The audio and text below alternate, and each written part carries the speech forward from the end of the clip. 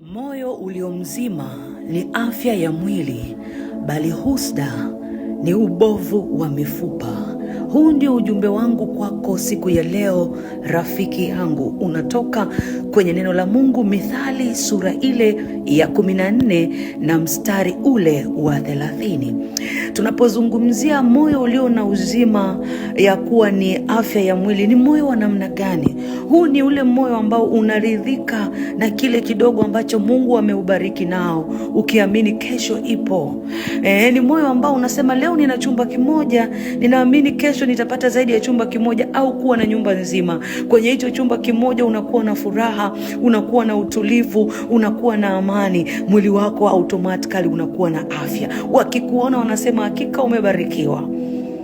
Bali husda ni ubovu wa mifupa. Husda tunapozungumza, tunazungumzia chuki, kutokuridhika, kutokufurahia kile Mungu amekupa. Una chumba kimoja, unabaki kuangalia wengine, mbona wale wamefanikiwa, kwa nini mimi? Unaanza kuona wivu, unaanza kuwaza vibaya. Mwisho wa siku unapata depression, inakuletea vidonda vya tumbo, pressure, unakosa nuru. Wakikuona ni kama mgonjwa tu.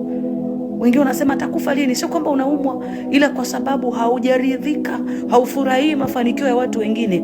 Ili uwe na afya njema, anza kuridhika na kile Mungu amekupa. Anza kuamini kwamba kesho ipo. Anza kufurahia wengine wakibarikiwa, ukiamini Mungu atakukumbuka na wewe kama alivyowakumbuka wengine. Asante Mungu, maana unatupenda na ndio maana hauachi kutukumbusha kupitia neno lako. Tunakuamini, tunakutumaini, hatutabaki kwenye hatua tulizokuwa nazo, tunaenda kwenye viwango vingine. Oh, we glorify your name, oh God.